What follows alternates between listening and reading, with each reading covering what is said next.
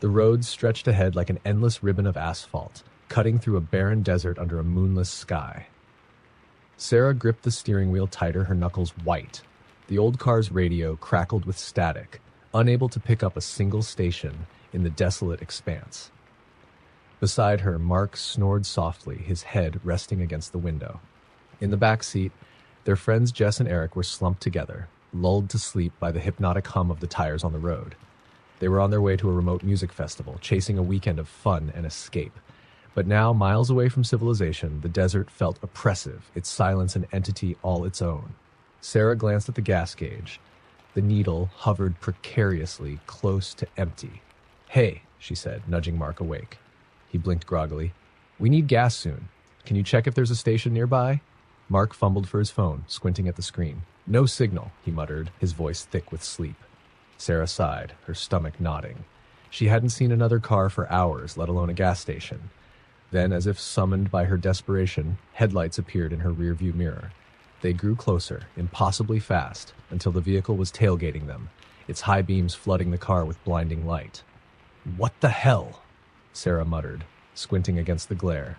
The others stirred, waking to the disorienting brightness. "Who's that?" Jess asked, her voice laced with unease. "I don't know," Sarah replied, her hands clammy on the wheel. She pressed the accelerator, but the car sputtered, unable to match the speed of the relentless pursuer. The vehicle behind them suddenly swerved into the oncoming lane, pulling up alongside them. Through the windows, Sarah could make out a shadowy figure in the driver's seat, their face obscured. The car slowed to match their speed, as if studying them. Then, without warning, it veered sharply toward them, forcing Sarah to jerk the wheel to avoid a collision. "What are they doing?" Eric yelled, fully awake now. "Trying to kill us!" Sarah shouted, her heart pounding. She floored the gas, the engine protesting, but the other car easily kept pace. Then, just as abruptly as it had appeared, the car sped ahead, its taillights disappearing into the darkness. For a moment, the group sat in stunned silence, the only sound their ragged breathing. "That was messed up," Jess whispered. Sarah nodded, her pulse still racing, but before she could respond, the headlights reappeared, this time coming straight toward them. "Turn around!" Mark shouted.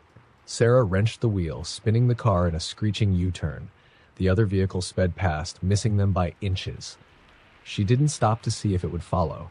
She drove as fast as the car could manage, back the way they had come. Minutes stretched into eternity as the road wound on, empty and unforgiving. Just when they thought they were safe, the car's engine sputtered and died, the gas tank finally giving out. They coasted to a stop on the shoulder, the silence now deafening. "No, no, no," Sarah whispered, banging her hands against the steering wheel. "Great. Now what?" Eric asked, his voice shaking. Mark tried his phone again. Still no signal. "We're stuck," he said grimly. They decided to wait until morning, reasoning that daylight would bring safety. But as they settled in, a low rhythmic tapping echoed from somewhere outside the car. "Did you hear that?" Jess whispered. "No one move," Mark said, his voice barely audible. The tapping grew louder, more insistent, circling the car. Sarah gripped Mark's hand, her eyes wide. Then the noise stopped. A moment later, the driver's side window exploded inward, showering Sarah with glass. A hand, pale and claw-like, reached through, grasping at her. She screamed, scrambling away as the others shouted in terror. Mark grabbed a tire iron from under the seat and swung it wildly at the intruding arm. With a sickening crunch, the hand withdrew, leaving behind a smear of dark, viscous fluid. "Drive!" Jess screamed, forgetting in her panic that the car was out of gas. But there was no time to explain. Figures emerged from the darkness surrounding the vehicle. Their faces were featureless voids, their movements jerky and unnatural. "This isn't real," Eric muttered, clutching his head. One by one, the figures began pounding on the car, their hands leaving greasy smudges on the windows. The glass began to crack, spiderwebbing under the relentless assault. "We're not going to make it," Sarah whispered, tears streaming down her face. The last thing they saw before the windows shattered completely was the glaring beam of headlights bearing down on them from the darkness. Then the world was swallowed by shadows. When the sun rose the next morning, the car sat abandoned on the roadside, its doors hanging open. There was no sign of the group, only the faint smell of gasoline and the echo of distant, ghostly laughter carried on the wind. Story number 2. The highway stretched like a black artery through the wilderness. the trees on either side skeletal in the dim glow of the car's headlights. Kelly drove in silence, the hum of the tires on the cracked asphalt the only sound. Her sister, Maya, sat beside her, scrolling aimlessly on her phone, the screen casting a pale light on her face. "We should have stayed at the motel," Maya muttered, breaking the silence. "Driving through this at night feels wrong." Kelly forced a laugh. "We'll be fine. Just a few more hours and we'll be at Aunt Claire's. This shortcut will save us time." Maya shot her a skeptical look. Shortcuts never save time. As if on cue, the GPS screen flickered, the map vanishing in a wash of static. Maya groaned and tapped the screen. Nothing.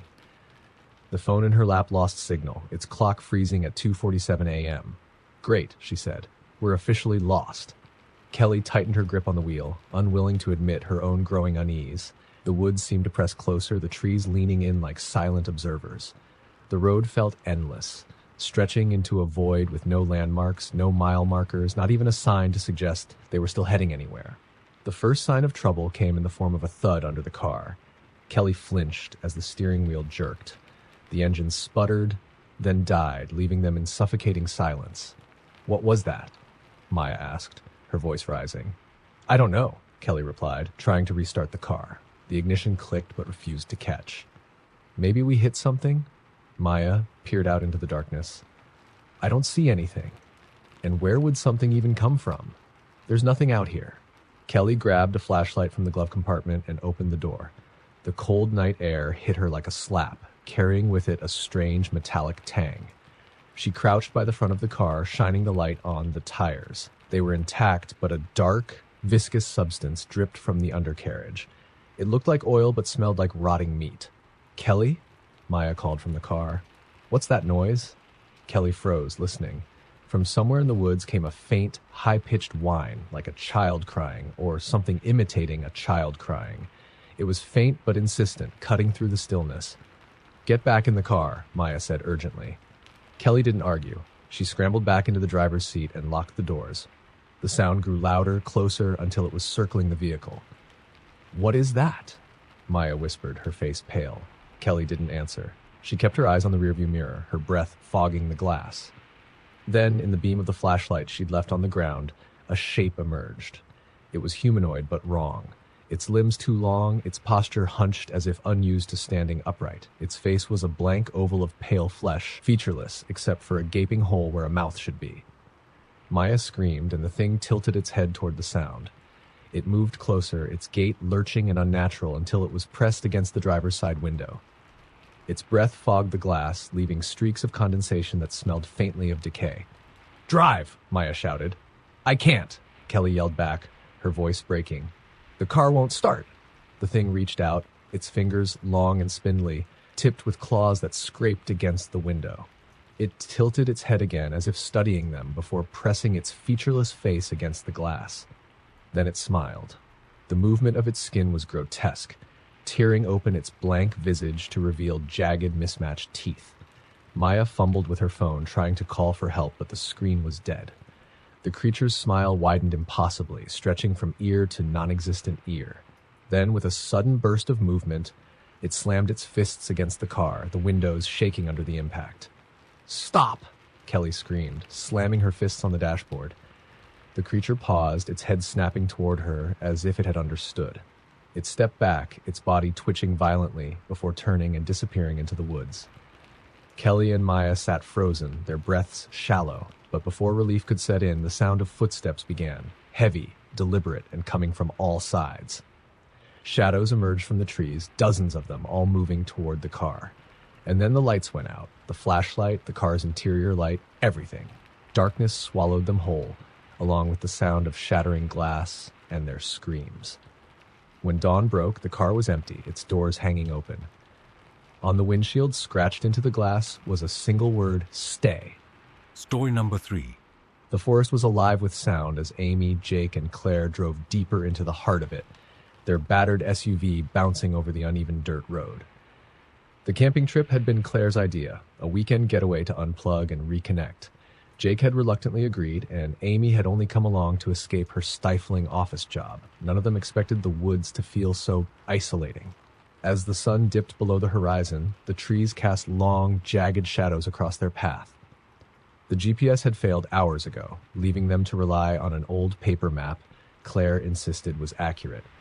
The deeper they drove, the more the forest seemed to change, the air growing colder, the trees twisting unnaturally as if they were leaning in to watch. "This doesn't look right," Jake muttered, staring out the window. "Are we even heading the right way?" Claire bristled. "Yes, we're fine. We'll set up camp as soon as we find a clearing."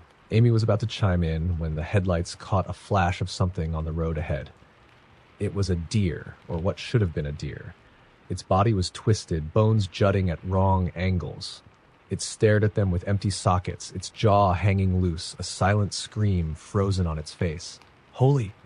Jake slammed on the brakes, but the deer didn't move. It stood there, its head tilting unnaturally, as if sizing them up. "What the hell is that?" Claire whispered. Amy felt a wave of nausea rise in her throat.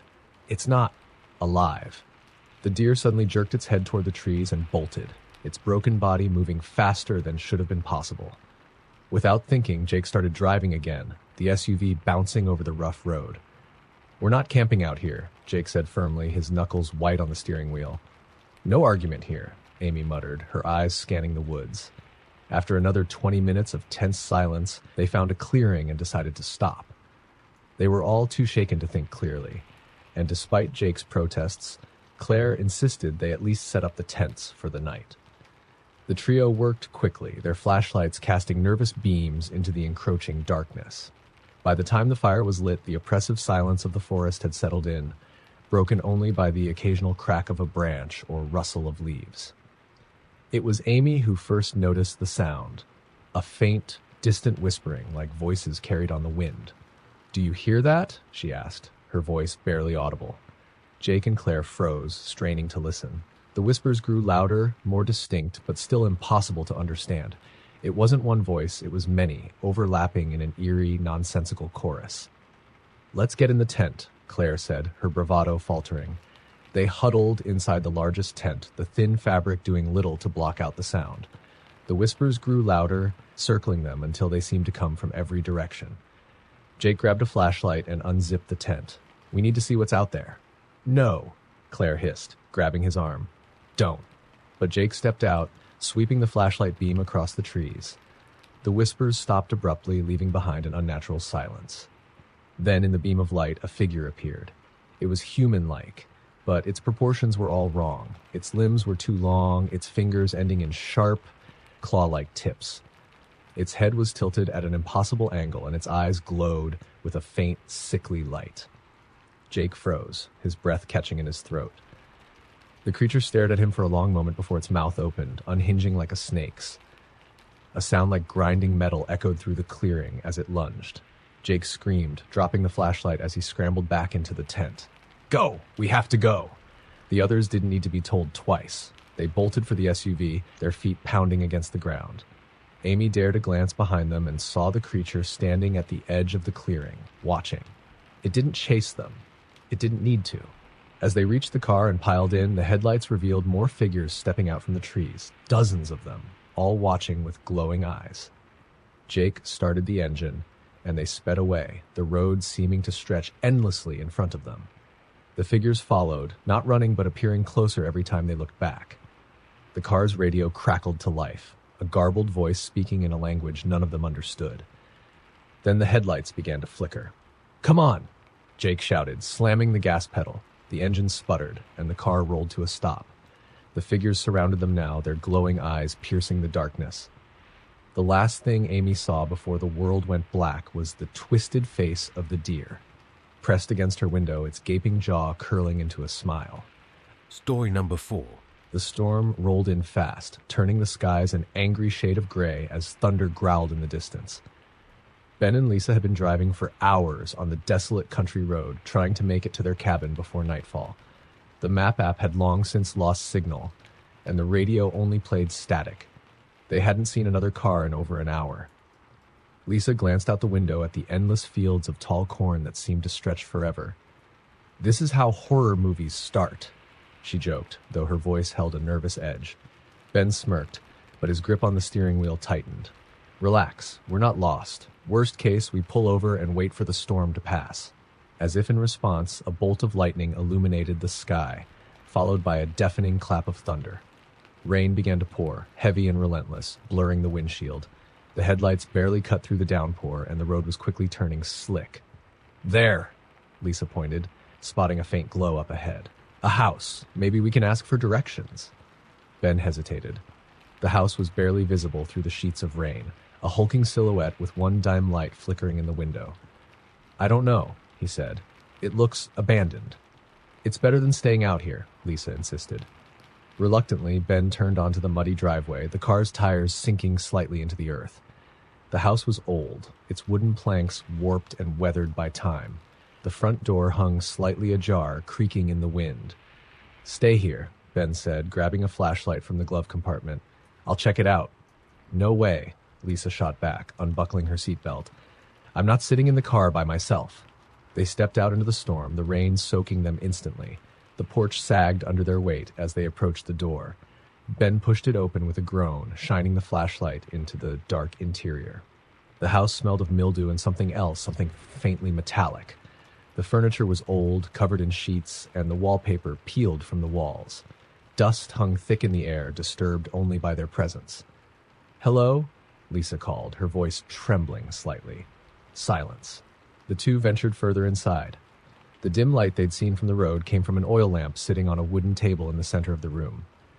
Next to it was an open book, its pages filled with strange symbols and scribbled notes in a language neither of them recognized. "This is creepy," Lisa whispered, reaching out to touch the book.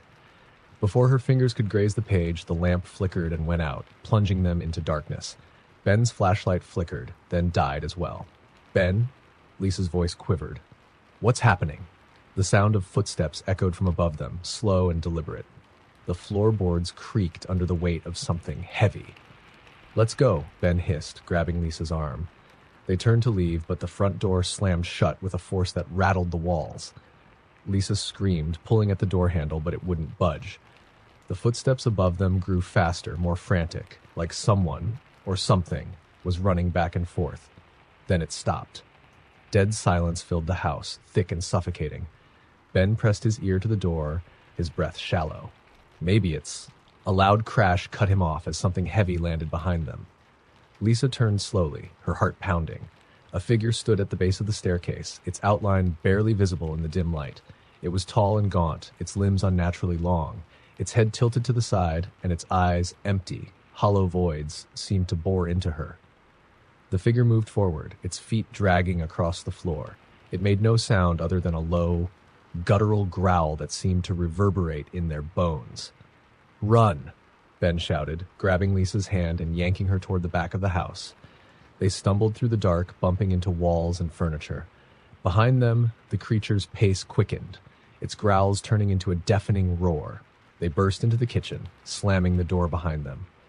Ben pushed a heavy table against it, his chest heaving. The rain outside pounded against the windows, offering no solace. "We're trapped," Lisa whispered, tears streaming down her face. Ben opened his mouth to reply, but the growling had stopped. The sudden silence was worse than the noise. They stared at the door, waiting for something to happen. Then, from the window, a pale hand pressed against the glass. Lisa screamed as the creature's face appeared, its empty eyes staring at her through the rain-streaked pane. It smiled, revealing jagged teeth stained with something dark. The glass cracked under its hands, spiderwebbing outward. The last thing they saw before the glass shattered was the creature crawling inside, its movements quick and unnatural like a spider. Their screams were swallowed by the storm.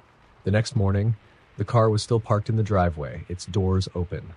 The house stood silent and empty, the only sign of life, the faint metallic smell lingering in the air. Story number 5. The narrow mountain road twisted higher and higher, the headlights of the old sedan barely cutting through the dense fog that had descended out of nowhere. Abby gripped the steering wheel tightly, her eyes darting between the road and the eerie shapes of the trees looming on either side. Next to her, Tyler sat silent, his phone useless without a signal. "This wasn't on the map," Abby muttered, her voice breaking the tense silence. "We should have hit the town by now." Tyler checked his watch, frowning. "It's been almost an hour since we passed that last sign. You sure it said Black Hollow?" "Yes, I'm sure." she snapped, frustration creeping into her voice. But there hasn't been another sign since. As they rounded a bend, the fog seemed to thicken, swallowing the car in a blanket of white. Abby slowed down to a crawl, her stomach twisting in unease. Maybe we should turn around, Tyler suggested. This doesn't feel right. Abby opened her mouth to respond, but froze as the beams of the headlights illuminated something ahead. A figure stood in the middle of the road, motionless. Do you see that? She whispered. Tyler leaned forward, his eyes narrowing. The figure was a woman, draped in a tattered gray dress that billowed in the breeze. Her hair hung in matted strands over her face, and her head was tilted unnaturally to one side.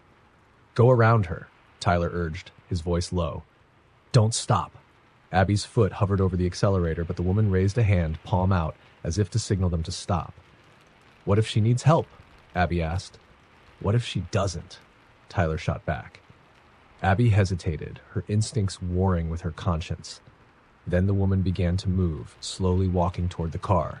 Abby hit the gas, steering to the left to pass her. The woman's face turned toward them as they drove by, and Abby caught a glimpse of hollow, black sockets where her eyes should have been. Tyler cursed under his breath, twisting in his seat to watch as the woman disappeared into the fog behind them. What the hell was that? I don't know, Abby said, her hands trembling on the wheel. Let's just keep moving. They drove in silence for another few miles, the fog refusing to lift. Then, just as Abby began to think they might be out of the worst of it, the headlights illuminated something else. A sign. Welcome to Black Hollow.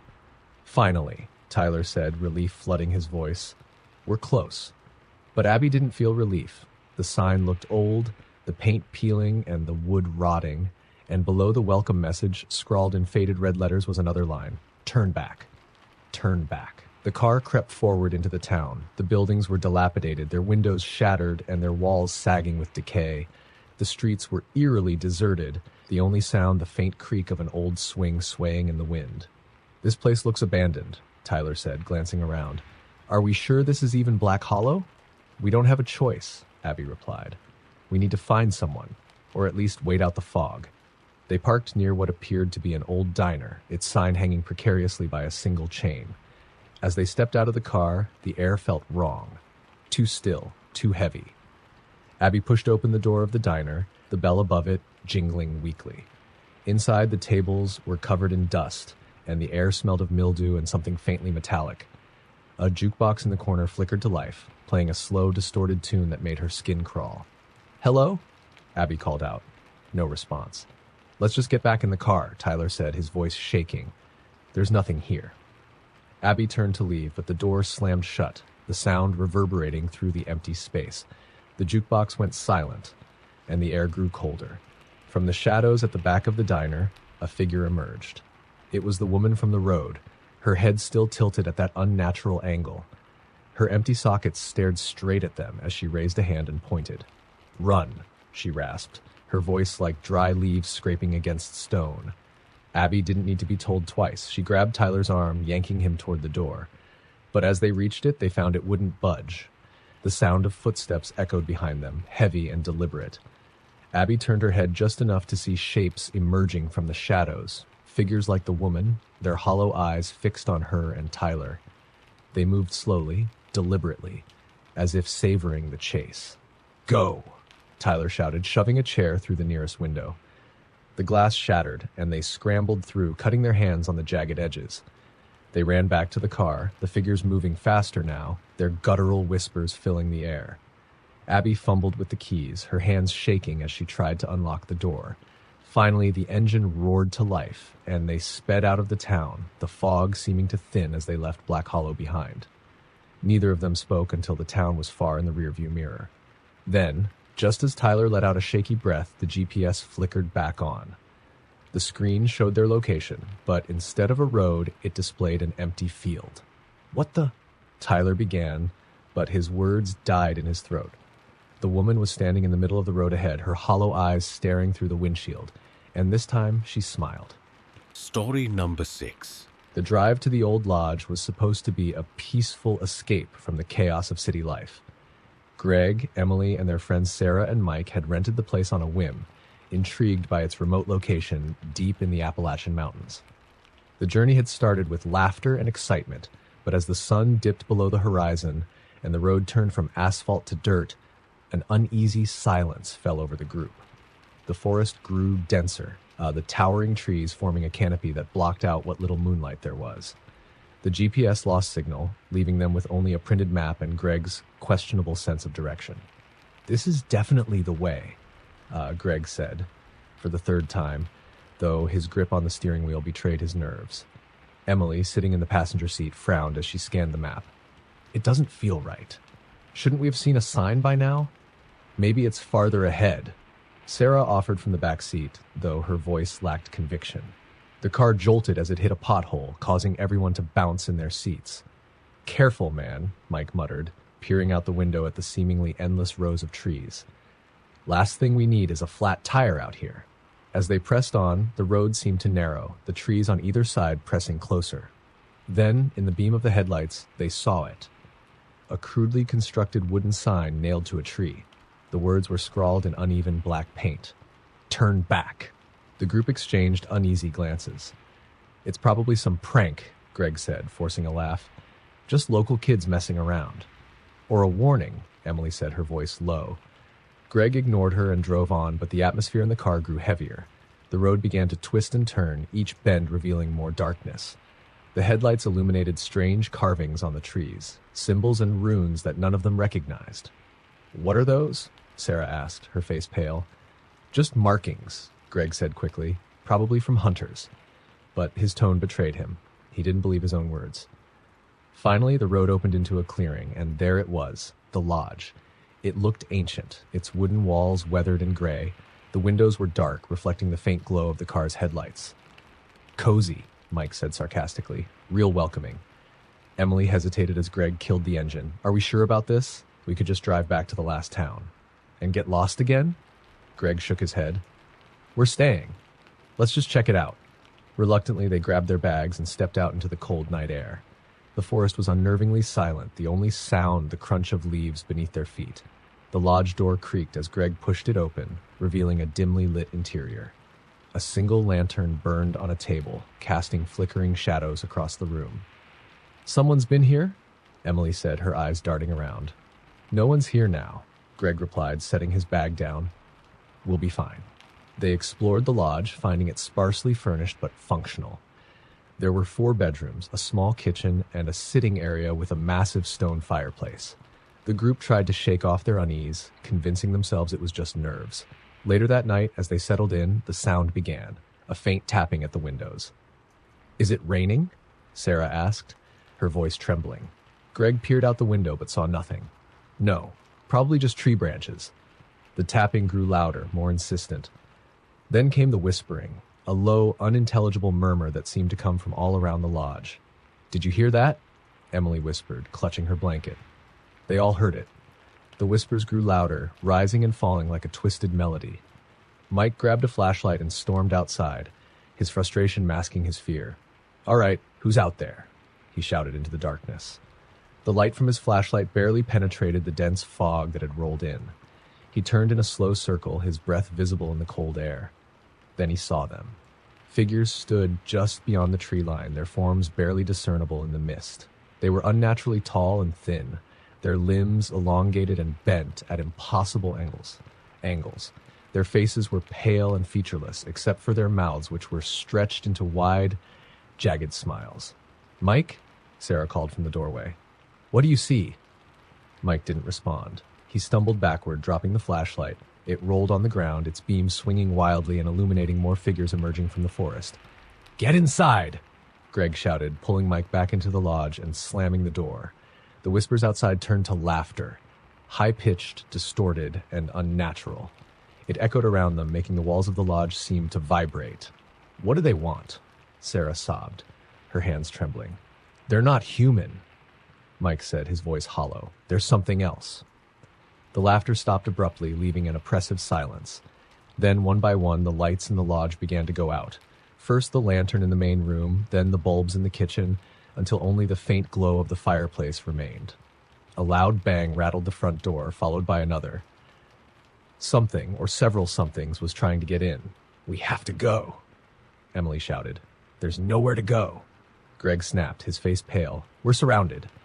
The banging grew louder, the wood splintering under the force, and then, as if on cue, the whispers returned, now inside the lodge. One by one, the group turned toward the source of the sound, the fireplace. The flames had gone out, leaving only darkness, but within it, two glowing eyes appeared, staring back at them, and then it stepped out.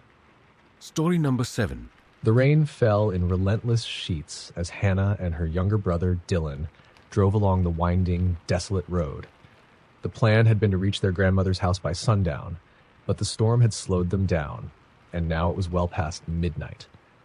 The GPS signal had failed hours ago, leaving them to follow the dimly lit road with nothing but vague directions.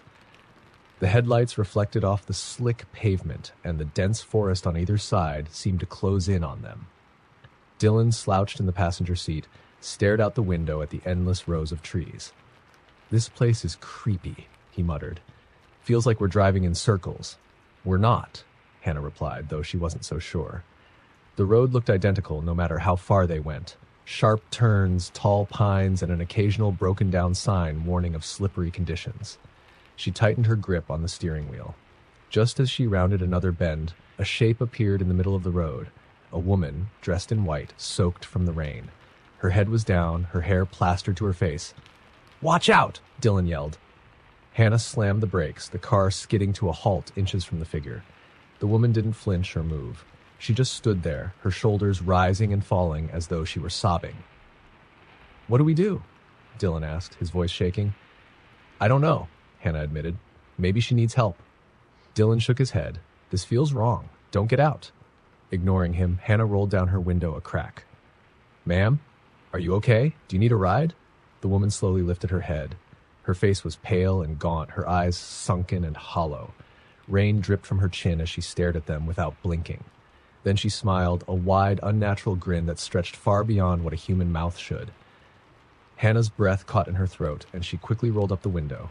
"Nope, nope, nope, nope. We're leaving." She shifted the car into reverse, but when she glanced in the rearview mirror, her heart sank. More figures had appeared behind them, their outlines barely visible in the rain. They stood motionless, watching. "They're everywhere," Dylan whispered, his voice barely audible. The woman in white began to move, her steps slow and deliberate as she approached the driver's side window. Hannah floored the gas, swerving around her and speeding down the road. The figures in the rearview mirror didn't chase them, but they didn't disappear either. The car raced through the storm, the rain pounding harder than ever. Hannah kept glancing at the rearview mirror, expecting to see more figures, but the road behind them was empty. She exhaled shakily, her grip on the wheel white-knuckled. "We need to find somewhere to stop," Dylan said. "Anywhere but here." As if in response, a flicker of light appeared ahead, a gas station like its neon sign buzzing faintly. Hannah pulled into the parking lot, relieved to see another sign of life. The station looked old and run down, but the lights were on, and that was enough. Stay here," she told Dylan. "I'll see if anyone's inside." "Not a chance," Dylan said, following her as she stepped out of the car. The rain soaked them instantly as they ran toward the entrance. The door creaked as Hannah pushed it open. The interior was dimly lit, the fluorescent bulbs flickering overhead. Shelves of snacks and supplies stood in disarray, and the air smelled faintly of mildew. Behind the counter, an old man sat, his head bowed as if he were asleep. "Excuse me?" Hannah called, stepping closer. The man's head snapped up, his bloodshot eyes locking onto hers. "You shouldn't be here," he said, his voice hoarse. "It's too late." "What do you mean?" Dylan asked, glancing nervously around the store. "They've seen you," the man continued, his hands trembling as he gripped the counter. "Once they see you, they don't stop." "Who?" Hannah asked, her voice rising. "Who's seen us?" The man didn't answer. Instead, he pointed to the window. Both Hannah and Dylan turned, their hearts sinking as they saw the figures standing outside. They were closer now, their hollow eyes glowing faintly in the darkness. "You need to leave," the man whispered. "But it won't matter. They'll follow." Before they could respond, the lights in the gas station flickered and went out, plunging them into darkness.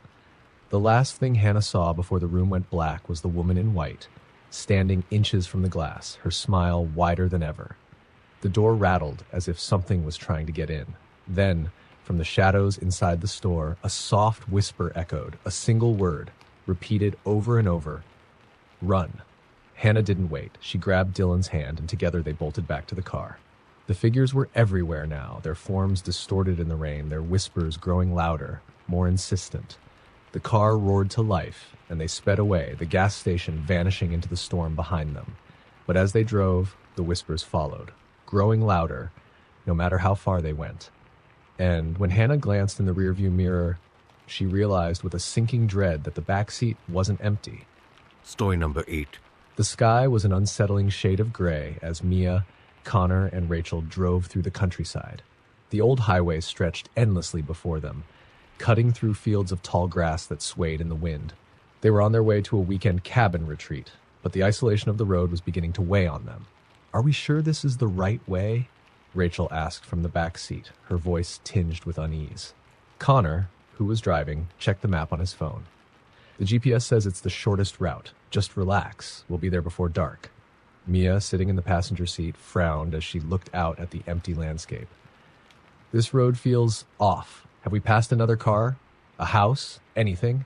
"No," Rachel muttered, "and it's creeping me out." The road took a sharp turn, and suddenly the fields gave way to dense woods. The towering trees lined the road like silent sentinels, their branches intertwining to form a canopy that blocked out most of the fading daylight. "Great," Connor said, trying to lighten the mood.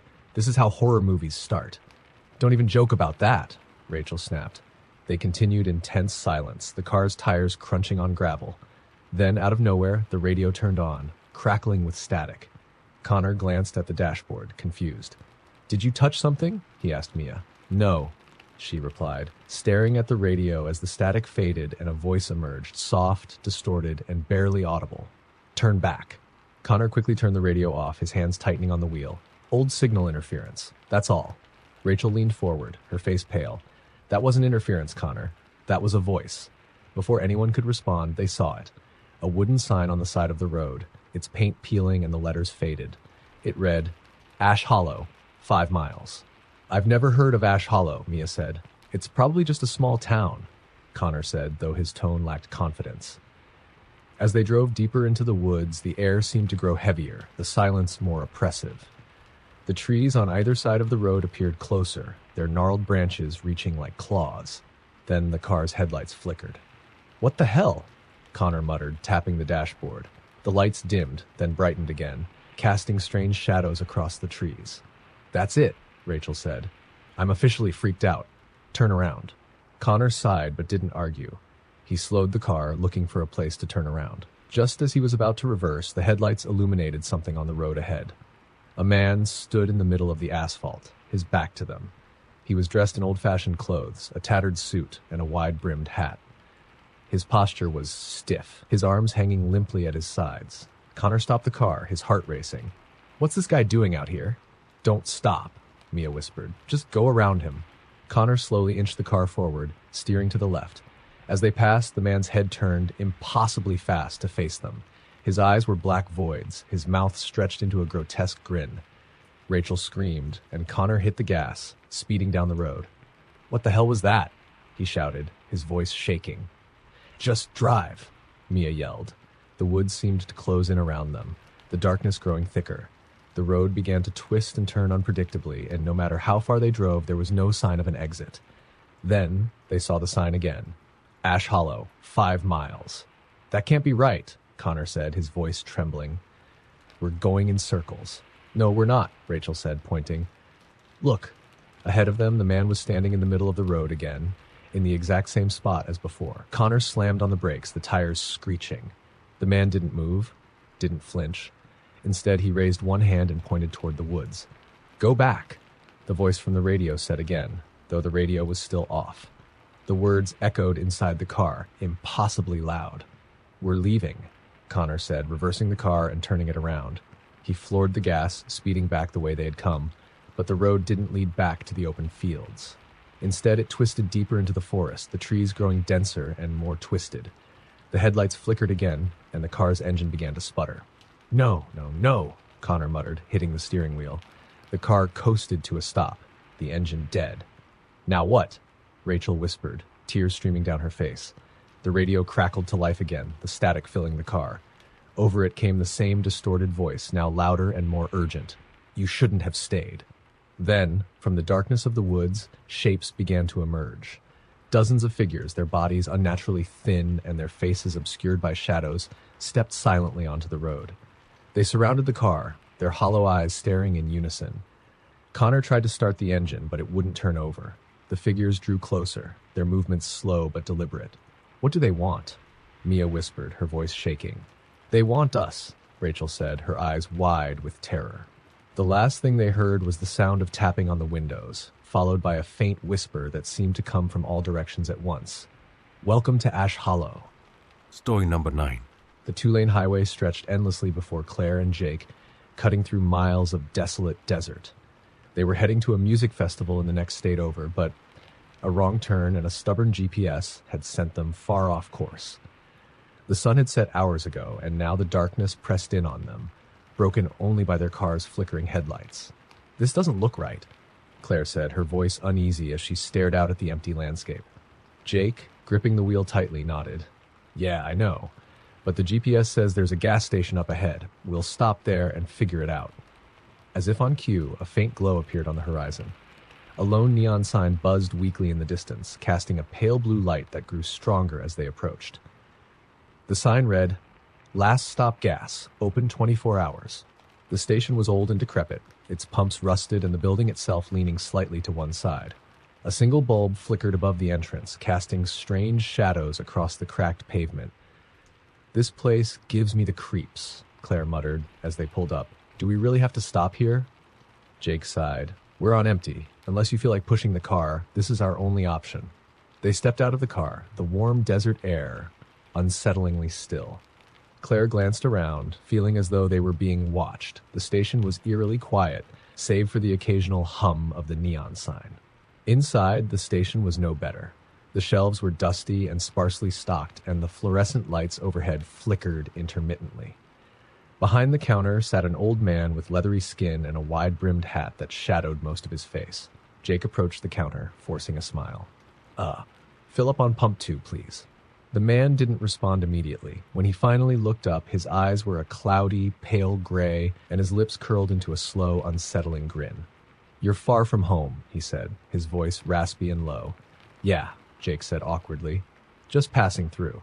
The man chuckled softly, the sound sending chills down Claire's spine. "Not many people pass through these parts. You sure you're going the right way?" Jake hesitated. "We're trying to get to Highway 50. Can you point us in the right direction?" The old man leaned back, his grin never faltering. "Highway 50? Ain't nobody reached that road from here in a long time. Best turn around while you can." Claire tugged on Jake's arm. "Let's just fill up and go." Jake nodded, handing over his credit card. The old man stared at it for a moment before swiping it with a deliberate slowness. "Be careful out there," he said, handing the card back. "This land don't like strangers." They hurried back to the car, the unease growing stronger with each step. Jake filled the tank while Claire got back in the passenger seat, her eyes scanning the surrounding darkness. She thought she saw movement near the edge of the desert, but when she blinked, it was gone. As soon as they were back on the road, Jake tried to lighten the mood. "Creepy guy, right? Probably just messing with us." Claire didn't answer. Her eyes were glued to the rearview mirror. "Jake, do you see that?" He glanced in the mirror and frowned. At first, it looked like nothing, just darkness stretching behind them. But then a shape emerged, running down the center of the road.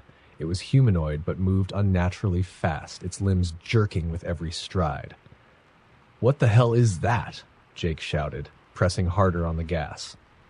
The thing behind them grew closer, its movements growing more erratic. As the headlights hit a reflective sign on the side of the road, Claire caught a glimpse of its face in the mirror, stretched and pale, with empty black eyes and a wide, toothy grin. "It's getting closer," Claire screamed. Jake swerved, trying to shake the creature, but it kept pace, its long arms reaching for the back of the car. Then, with a deafening thud, it hit the trunk. The car jolted, and Claire screamed again. Jake slammed the brakes, spinning the car around in the middle of the road. The creature was gone. "Where did it go?" Claire whispered, her voice trembling. Jake shook his head, his knuckles white on the steering wheel. "I don't know." They sat in silence for a moment, the car idling. Then, from the darkness outside the driver's window, came a soft tapping. Jake turned his head slowly. The creature's face was pressed against the glass, its grin wider than ever. It raised one clawed finger and dragged it down the window, the screeching sound piercing through the car. Jake floored the gas, speeding away from the creature, but its laughter echoed in their ears, growing louder even as the car raced forward. The neon sign of the gas station appeared ahead, flickering as though it had never left. Jake slammed on the brakes, staring at the familiar sight. "We've been here before," Claire whispered, her voice trembling. Jake's breathing was ragged. No, we didn't turn around." The laughter grew louder, and when they looked back, the road behind them was gone, replaced by a wall of impenetrable blackness. And then the tapping started again.